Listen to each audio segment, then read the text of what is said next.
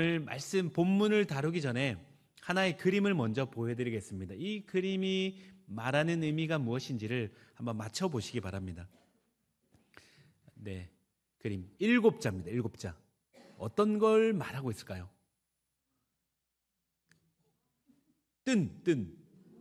뜬구름, 잡기. 역시 예상을 벗어나지 않습니다. 일부도 똑같이 7자라고 했는데 5글자, 뜬구름 잡기. 네, 7글자. 네, 뜬구름 잡는 소리입니다. 뜬구름 잡는 소리. 여러분, 뜬구름 잡는 소리가 무엇입니까? 잡으려 해도 잡히지 않는 구름처럼 듣기엔 그럴듯한데 잡히는 것 없는 공허한 말을 뜻할 때 사용하는 관용어입니다. 여러분, 그래서 누군가 현실과 동떨어진 이야기를 할 때 뜬구름 잡는 소리 하면 안 돼, 그렇게 이야기하지 않습니까? 여러분, 그러고 보면 믿지 않는 자들이 교회 성도들을 향해 또 교회를 향해 이렇게 말할 때가 많습니다. 하나님 나라, 예수 그리스도, 그리고 영원한 천국, 영원한 생명, 이렇게 이야기할 때마다 그들은 뜬구름 잡는 소리로 그냥 흘겨 듣습니다. 허황된 이야기로 여길 때가 많다는 것이죠. 여러분, 그들은 그럴 수 있습니다. 그들은 복음의 말씀을 듣지 못해 때로는 그럴 수 있습니다. 하지만 교회 안에 있는 우리 성도는 그러면 안 된다는 것이죠. 여러분, 우리가 교회에 다니며 뜬구름 잡는 소리처럼 그렇게 붙잡으면 안 된다는 겁니다. 현실과 괴리된 믿음, 삶에 드러나거나 증명되지 않는 신앙, 종교 생활에 가까운 뜬구름 신앙처럼 그렇게 우리가 신앙생활하면 안 된다는 것입니다. 여러분, 오늘 이 자리에 모여 우리가 예배하는 이유가 무엇입니까? 그냥 뜬구름 붙잡습니까? 아닙니다. 믿음은 실제에 뿌리 박혀 있는 것을 기억하시기 바랍니다. 여러분, 믿음은 삶의 역사하는 실제입니다. 삶과 믿음은 결코 동떨어져 있지 않습니다. 교회 따로 현실 따로 아니라는 겁니다. 마가는 마가복음을 통해 계속 이 부분을 전하고 있는 겁니다. 로마에서 행해진 그리스도인들을 향한 박해 가운데서 그들은 어떤 질문이 터져 나오고 있습니까? 우리가 붙들고 있는 이 예수 그리스도가 누군가? 이분을 믿고 붙들며 따를 만한 가치가 있는가? 현실 가운데 박해가 밀려오고 예수 믿는다는 이유로 핍박을 받을 때 끊임없이 이런 질문이 밀려올 때 마가는 그렇다고 이야기하는 겁니다. 너희 삶에 아무리 힘들고 어려울지라도, 박해받을지라도, 어려움이 올지라도 예수 그리스도 그분은 너희와 함께 하시는, 살아 역사하시는 실제요 능력의 주되심을 붙잡고 믿으라는 겁니다. 여러분, 마가는 여러 장에서 계속 설명하고 있습니다. 간단하게 4장과 5장 한 예입니다. 여러분, 4장과 5장에 보면 4장에서 4개의 비유가 있었습니다. 밭의 비유, 등불 비유, 씨 비유, 겨자 씨 비유. 여러분, 그런데 이 4개의 비유가 마치자마자 기다렸다는 듯이 4개의 기적 사건으로 우리를 초대하고 있습니다. 무슨 말입니까? 여러분, 가르침과 실제가 분리된 게 아니라는 겁니다. 이론과 현장은 떨어진 게 아닙니다. 여러분, 하나님 나라에 가르쳤다면 삶에서 하나님 나라는 실제로 역사하고 있음을 우리에게 마가는 보여주고 있습니다. 그래서 4개의 비유 사건, 4개의 기적 사건을 이렇게 정확하게 구조적으로 배치하고 있습니다. 여러분, 이런 구조적인 배치는 마가복음이 유일합니다.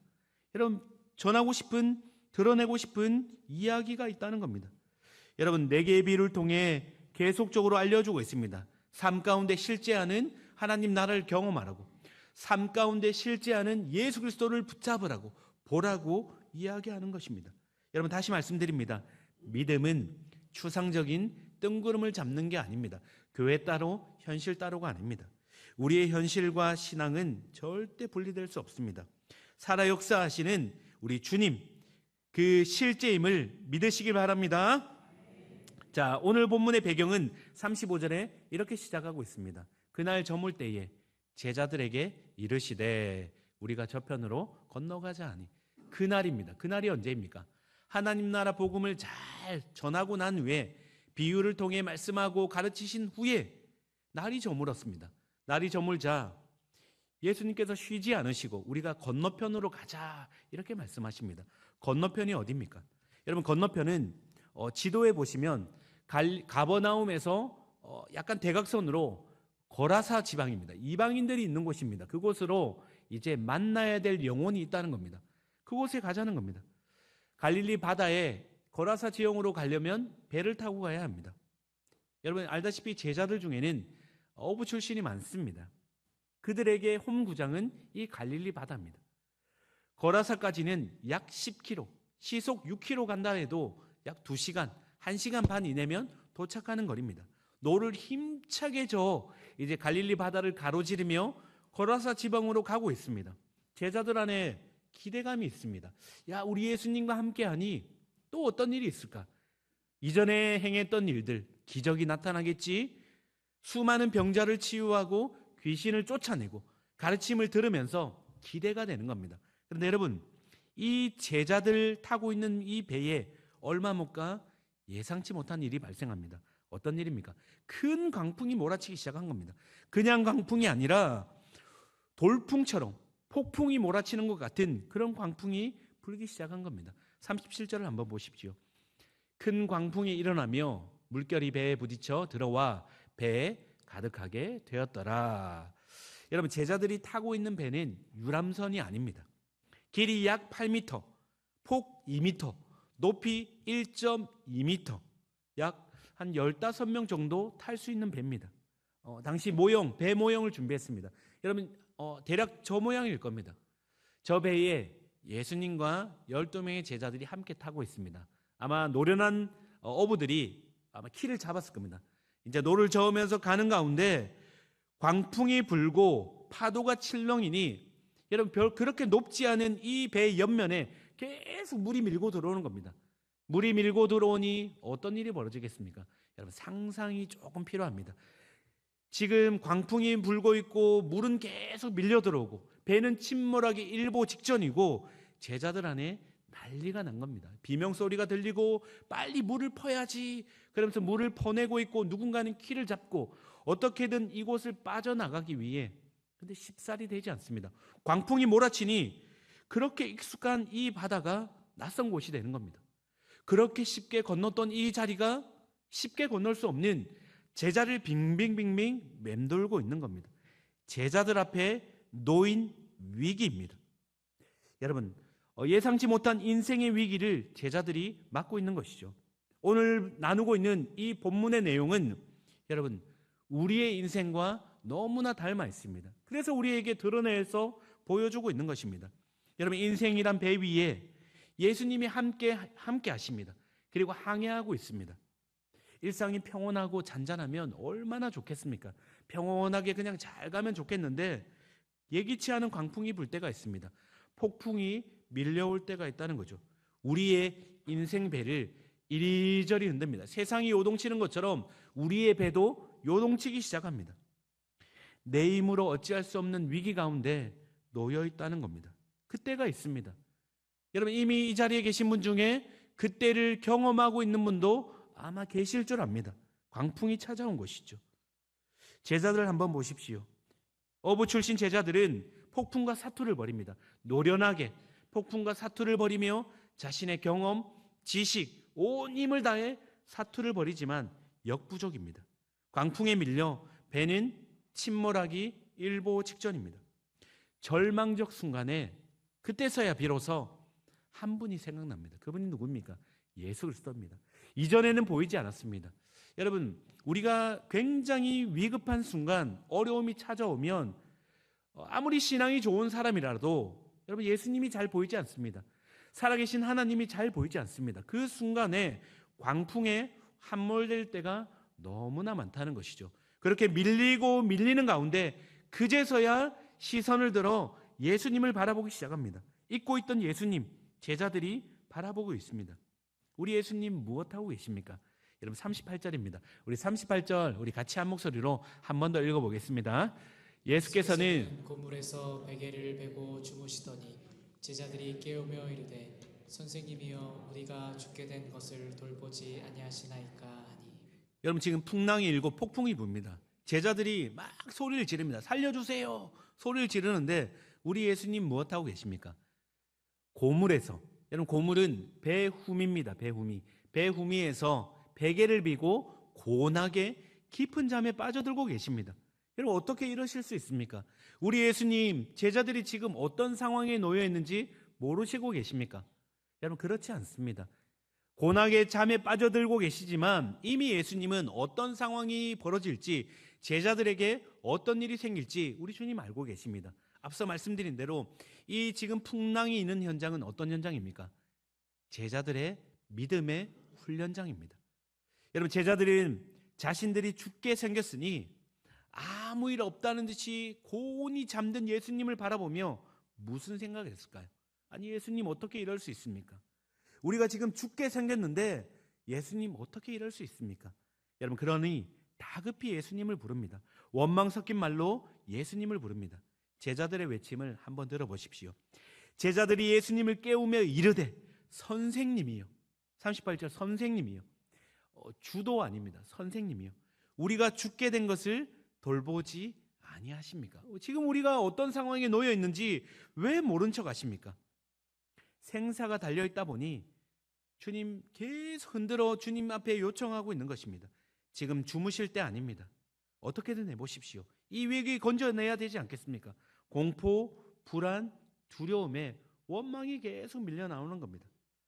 여러분 제자들의 상황은, 제자들의 외침 소리는 여러분 우리 인생에 광풍이 올 때 외치는 소리와 너무 닮아 있습니다. 인생이라는 바다에서 광풍을 만날 때 여러분 어떻게 하십니까? 여러분 믿음이 잘 작동되고 계십니까? 우리는 고물에 누워 주무시고 계신 것처럼 우리 주님의 부재를 경험할 때가 너무나 많다는 거죠. 내 문제, 내 어려움, 내 고통에 대해 무관심한 것처럼 그런 예수님으로 바라볼 때가 많다는 겁니다. 이 상황이 괴로워서 비명을 지르고 울음을 터뜨려도 주님은 침묵하고 계신 것 같습니다. 부재하고 계신 것 같은 그런 경험을 할 때가 너무 많지 않습니까? 우리뿐만이 아닙니다. 기독교의 위대한 변증가 중 한 사람인 C.S. 루이스도, 이 사람도 비슷한 경험을 했습니다. 50대 후반 독신으로 살던 어느 날 사랑하는 한 여인을 만났습니다. 이 여인과 교제하며 결혼을 꿈꾸며 그리고 이내 결혼해서 한 가정을 이루게 됐습니다. 오랫동안 기다렸던 여인을 만나 주님 앞에 기이하게 가정을 꾸려가는 가운데 얼마 못 가 조이라는 여인이 암 판정을 받은 겁니다. 3개월 시한부 판정을 받은 겁니다. 그럼에도 그녀를 사랑해서 이 결혼 생활 가운데 행복하게 살았습니다. 주님 주신 시간 붙들며 그 가운데 6개월의 판정을 넘어 3년이 넘는 시간을 그렇게 살아갔습니다. 그러나 결국 그녀는 세상을 떠나고 말았습니다.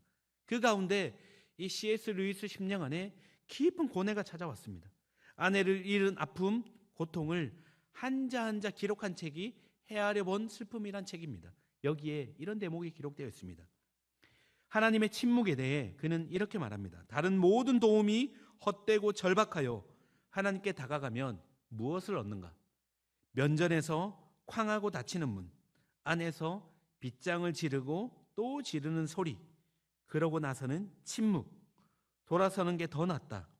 오래 기다릴수록 침묵만 뼈저리게 느낄 뿐 창문에는 불빛 한 점 없다. 이어서 루이스는 이렇게 묻습니다. 왜 그분은 우리가 번성할 때는 사령관처럼 군림하며 우리 가까이 있는 것 같게 느껴지지만 환난의 때에는 이토록 도움을 주시는데 인색할까? 환난의 때에는 도움을 주시는데 인색함을 경험할 때가 많다는 겁니다. 우리의 광풍이 몰아치는 이 현실 가운데 주님께 도움을 구해보지만 인색하게 우리를 대하시는 주님을 경험할 때가 많다는 것을 이 C.S. 루이스가 고백하고 있는 겁니다. 여러분 이런 외침은 믿음의 용사들도 예외가 아닙니다. 시편 1절입니다. 여호와여 어찌하여 멀리 서시며 어찌하여 환난 때에 숨으십니까? 가만히 보니 환난 때에 숨어 계신 것 같다는 거죠. 아무런 도움 주지 않는 것 같다는 겁니다. 여러분 인생을 한번 잘 돌아보십시오. 광풍이 몰고 폭풍이 올 때, 도움이 필요할 때 실제적으로 계속적으로 도와주시는 주님을 경험하고 계십니까? 그럴 때도 있습니다. 그러나 때로는 대부분이 면전에서 쾅 하고 문을 닫는 것처럼 주님의 부재를 경험할 때가 우리는 많다는 겁니다. 여러분, 지금 제자들은 어떻게든 살기 위해 몸부림치고 있습니다. 이겨내기 위해. 잘 되지 않습니다. 그 가운데 주님은 편히 누워 주무시며 구경꾼 같아 보입니다. 그러니 제자들의 심정도 아마 이랬을 겁니다. 그들도 크게 다르지 않습니다. 우리 주님 뭐 하시나? 우리 주님 왜 주무시고 계시나? 원망하고 있다는 것이죠. 나의 어려움, 나의 문제 앞에 관심이 없으시구나. 그렇게 생각할 때가 많습니다. 철저히 주님의 부재를 경험하고 있는 순간입니다. 자, 그러면 한번 묻겠습니다.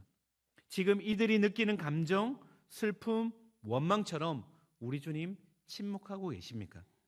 부재하시는 분이 맞습니까? 제자들을 위기 가운데 밀어놓고 우리 주님 모른 척 하시는 분이 맞으십니까? 고난받고 박해받는 그리스도인들, 광풍 한가운데 있는 그리스도인들 그대로 두시는 분이 맞으십니까? 오늘 본문은 39절에 그런 분이 아님을 우리에게 보여주고 있습니다. 39절입니다. 예수께서 깨어 바람을 꾸짖으시며 바다더러 이르시되 잠잠하라 고요하라 하시니 바람이 그치고 아주 잔잔하여지더라. 예수님께서 깨어 일어나시고 바다를 향해 바람을 향해 꾸짖으십니다. 자연을 향해 꾸짖으십니다. 잠잠하라 고요하라 명하시자 그렇게 몰아치던 이 광풍이 한순간에 잠잠해지는 겁니다.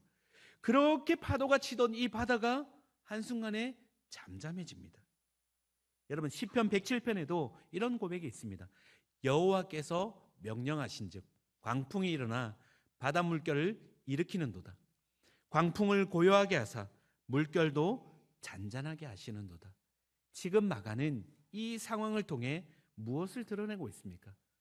바다를 잠잠케 하시고 바람을 잠잠케 하시는 이 예수님이 어떤 분이신지를 우리에게 정확히 드러내고 있습니다.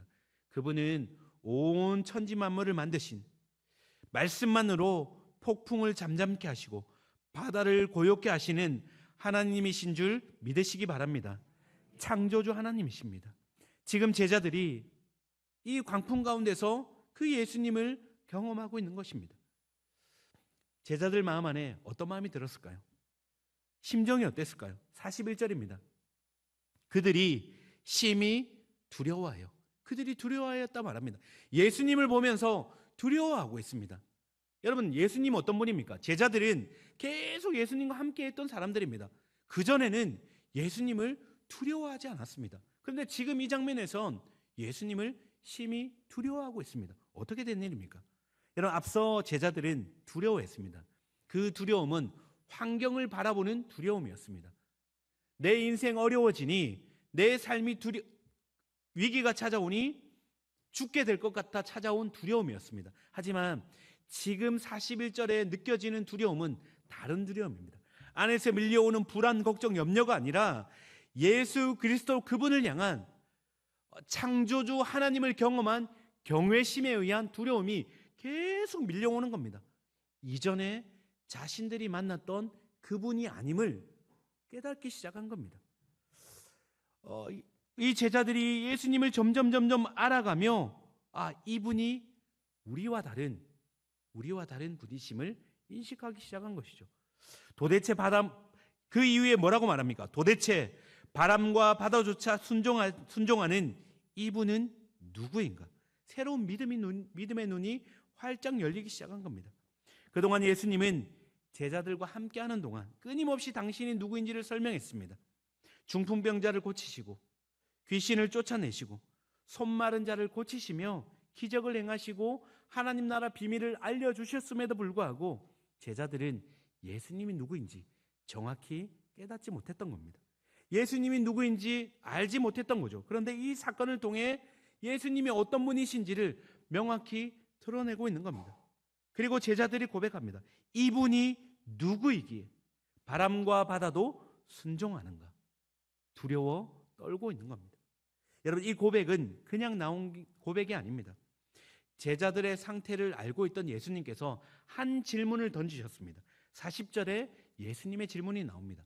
이에 제자들에게 이르시되, 광풍 가운데 두려워하는 이 제자들에게 두려움의 원인이 어디에 있는지를 정확히 알려주십니다. 어찌하여 이렇게 무서워하느냐? 왜 두려워하니? 너희의 두려움이 어디에 있는 줄 아니? 너희가 어찌 믿음이 없느냐? 여러분, 두려움의 근원의 이유가 무엇입니까? 믿음이 없다 말합니다. 원문으로 보면 주님이 이렇게 말씀하십니다. 왜 무서워하니? 너희에게 아직도 믿음이 없느냐?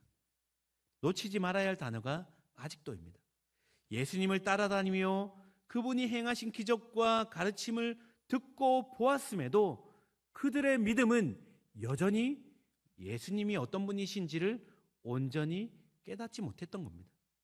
여러분, 우리도 별반 다르지 않습니다.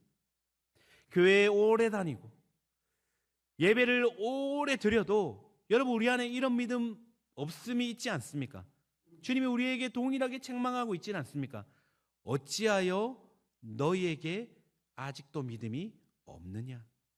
여러분, 이 말에는 예수님의 안타까운 마음이 담겨 있습니다. 나와 함께한 시간이 얼마인데, 그동안 보여준 일들이 얼마나 많은데, 너희가 들었던 그 가르침이 얼마나 많음에도 불구하고 너희의 실제의 삶 가운데 너희는 왜 그렇게 두려워 떨며 걱정하며 염려하며 어찌 아직도 믿음이 없느냐? 이렇게 말씀하고 계시다는 거죠. 사랑하는 자들에 대한 안타까움입니다. 여러분, 이제는 알만하지 않느냐? 나를 신뢰할 만하지 않느냐? 그런 깊은 사랑의 음성입니다. 제자들에게 묻고 계십니다. 동일하게 우리에게 묻고 계십니다. 너의 문제, 너의 상황, 너의 어려움 하나 해결하지 못할 그런 존재로 나를 인식하고 있는 건 아니냐? 그래서 그렇게 불안해하는 거 아니냐? 그래서 너의 힘과 능력으로 해결해 보려고 애쓰고 있는 것 아니냐? 그렇게 묻고 계신 겁니다. 여러분, 우리의 문제, 어려움, 인생의 광풍 앞에서 주님은 어떤 분이십니까? 오늘 이 말씀을 통해 정직히 한번 물어보시기 바랍니다. 주님은, 우리 예수님은 어떤 분이십니까? 혹시 불안과 두려움, 염려가 있다면 근원적 원인은 무엇입니까? 예수님이 누구인지를 잊고 있는 건 아닙니까? 환경과 상황에 압도되어 제자들처럼 예수님을 제대로 보고 있지는 않습니까?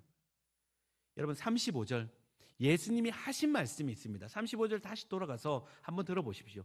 그날 저물 때에 제자들에게 이르시되 우리가 저편으로 건너가자 하시니, 이미 예수님께서는 광풍이 불기 전에 무엇라 말씀하셨습니까? 우리가 저편으로 건너가자, 이미 말씀하셨습니다.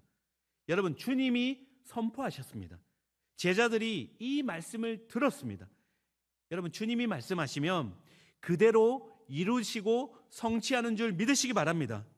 어떤 것도 주님이 하신 말씀을 막을 자가 없습니다. 광풍이 와도 이미 주님은 말씀하셨습니다. 우리가 저편으로 가자, 건너가겠다는 겁니다. 광풍이 몰아쳐도 배는 침몰하지 않습니다. 침몰하는 것 같아도 어떻게든 주님이 살려내시고 건너편으로 가게 하십니다. 왜요? 말씀하셨기 때문입니다. 여러분, 말씀이 능력인 줄 믿습니다. 그런데 제자들은 예수님의 그 말씀을 싹 잊어버린 겁니다. 풍랑이 일어나자 그 풍랑이 보이고 폭풍이 보이니 예수님이 하신 말씀 귀담아 듣지 않는 겁니다. 파도만 보였습니다. 말씀이 마음에서 사라졌습니다. 여러분, 히브리서 4장 2절을 한번 보십시오. 정확히 제자들의 상태를 이렇게 진단합니다. 그 말씀이 그들에게 유익하지 못하면, 그 말씀이 현실에서 작동되지 못하면 내 신앙이 내 인생의 광풍 앞에서 아무런 일도 일어나지 못하게 만드는 것은 무엇을요? 말씀을 들어도 듣는 자가 믿음과 결부시키지 아니하니라. 들은 말씀, 예수님이 어떤 분이시다, 하나님 살아계시다, 우리가 끊임없이 들었음에도 불구하고 그 내 안에 있는 믿음과 결부시키지 못하니 현실의 삶에서는 아무런 일도 일어나지 않는 겁니다. 히브리서 저자가 이걸 경고하고 있는 것이죠. 주님 분명히 말씀하셨습니다. 건너가자. 그러면 건너갈 수 있는 겁니다. 믿음으로 꽉 붙잡았다면 풍랑이 몰아치고 예수님 주무셔도 오히려 옆에서 함께 자는 겁니다. 주님 말씀하셨으니 어떻게 되겠지? 광풍이 몰아쳐도 어떻게 되겠지? 배가 알아서 건너편에 데리고 가든지 하겠지. 여러분 그렇게 꽉 붙잡을 수 있다는 겁니다. 그런데 그거 잊었다는 말입니다. 여러분 이 시간 여러분 믿음으로 우리가 이 말씀이 던져질 때 꽉 붙잡으시기 바랍니다. 주님 말씀하시면 그대로 되는 줄 믿습니다. 그대로 되는 줄 믿습니다. 또 하나 중요한 사실이 있습니다. 제자들이 광풍이 부는 풍랑 한가운데 그때 예수님 어디 계셨습니까? 부재하시거나 풍랑 밖에 계신 게 아닙니다. 예수님은 제자들과 함께 배 안에 계셨습니다. 예수님 멀리서 우리를 구경하시는 분이 아니십니다. 인생의 배 위에서 우리가 맞는 풍랑, 폭풍, 우리의 눈물, 고통까지 전부 아시고 우리의 배에 함께 탑승해 계십니다. 여러분 예수님께서 이 땅에 오신 중요한 이유 중 한 가지가 있습니다. 마태복음 1장 23절입니다. 보라 처녀가 잉태하여 아들을 낳을 것이요 그의 이름을 임마누엘이라 하리라. 번역한즉 하나님이 우리와 함께 계시다 합니다. 우리 예수님은 임마누엘 하나님인 줄 믿으시기 바랍니다. 영원토록 함께 하신다 말씀하십니다. 영원토록 우리를 혼자 두지 않겠다 약속해 주십니다. 약속하시고 말씀하셨다면 그대로 됩니다. 그대로 됩니다. 지금 이 자리에 주님이 우리와 함께 하십니다. 성도 여러분, 우리가 교회를 나가고 우리가 삶을 살아갈 때 여러분 우리가 붙들고 있는 믿음이 실제인 이유가 여기에 있습니다. 우리 주님 살아계십니다. 우리 주님 우리와 함께 하십니다. 우리의 형편과 상황이 어떠하든 주님이 약속하십니다. 내 너를 떠나지도 버리지도 아니하리라. 내 너를 꽉 붙잡고 내 너의 인생 배를 결코 침몰시키지 아니하리라. 여러분 폭풍 가운데 있을지라도 광풍 가운데 있을지라도 주님의 뜻과 계획 아래 주님이 말씀하실 겁니다. 고요하라 잠잠하라. 바다를 향해 광풍을 향해 외친 것처럼 오늘 우리의 영혼을 향해 내가 맞닥뜨리고 있는 이 광풍 폭풍 앞에 우리 주님 반드시 외치실 겁니다. 고요하라 잠잠하라. 여러분 주님 말씀 앞에 믿음으로 단단히 붙잡으시기 바랍니다. 주님 반드시 그렇게 하실 줄 믿습니다. 여러분 인생 가운데 풍랑 없는 삶은 없습니다. 누구도 없습니다. 때로는 주님이 허락하시는 광풍이 있을 때가 있습니다. 오늘 제자들이 처한 이 상황과 같습니다. 우리가 건너편으로 가자. 예수님 말씀하지 않았다면 맞닥뜨리지 않을 광풍이었습니다. 그런데 어떻습니까? 그 광풍이 부는 현장 가운데서 제자들은 예수님이 어떤 분인지 새로운 믿음의 눈이 열리기 시작했습니다. 여러분 혹시나 이 자리 가운데 말로 닿을 수 없는 광풍 가운데 놓여 있는 분 계십니까? 폭풍의 한가운데 계신 분 계십니까? 여러분 기억하십시오. 그 자리 가운데서 광풍이 문제가 아닙니다. 폭풍이 문제가 아닙니다. 우리 주님 말씀하십니다. 잠잠하라 고요케 하시는 그 예수님이 어떤 분이신지 그 인생 가운데 알게 하시길 원하십니다. 내 너의 인생을 붙잡고 있다. 내 너의 인생을 붙들고 이끌어가고 있다. 항해하고 있다. 주님 말씀하십니다. 여러분 그분으로부터 들려지는 음성에 귀를 기울이시기 바랍니다. 주님 맞습니다. 이 일을 통해 주님 무엇을 깨닫게 하시길 원하십니까? 이 일을 통해 주님 어떤 음성 들려주시길 원하십니까?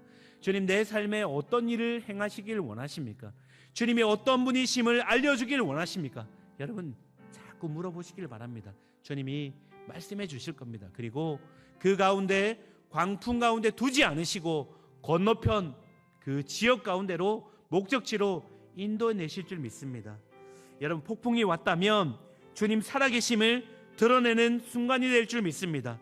예수님 어떤 분이심을 나타내는 기적의 현장이 될 줄 믿습니다. 은혜를 비추는 무대가 될 줄 믿습니다. 여러분 광풍이 문제가 아닙니다. 폭풍이 문제가 아닙니다. 여러분 가정의 직장의 사업장의 자녀의 문제가 아닙니다. 사실은 주님 말씀하신 대로 어찌하여 아직도 믿음이 없느냐? 믿음의 문제입니다. 여러분, 믿음이 중요합니다. 고백하십시다. 맞다. 그렇지. 우리 주님 살아계시지. 내 주 예수 살아계신데 온 천지 만물을 지으시고 말씀 한마디로 바람과 바다를 잠잠케 하시는 그 예수님 살아계신데, 그렇지. 그 예수님 붙들며 나아가십시다. 여러분, 어떤 일이 있을지라도 주님 폭풍의 한가운데 우리 주님 함께하고 계십니다. 여러분, 우리 인생을 흔드는 모든 광풍을 향해 잠잠하라, 고요하라, 내가 여기 있다 외치시는 주님의 음성이 지금 이 시간 들려지길 축원합니다. 이제는 우리 주 예수 그리스도의 은혜와 크신 하나님의 사랑과 성령의 교통계제 충만하심이 이 땅을 살아가며 인생이라는 배 위에서 항해하는 가운데 주님 나와 함께 하시며 영원토록 함께 하시겠다는 이 약속의 말씀 붙들고 믿음으로 승리하며 그렇게 살아가기 위해서 원하는 이 자리에 있는 모든 이들의 머리 위에 이제로부터 영원토록 함께 있을지어다.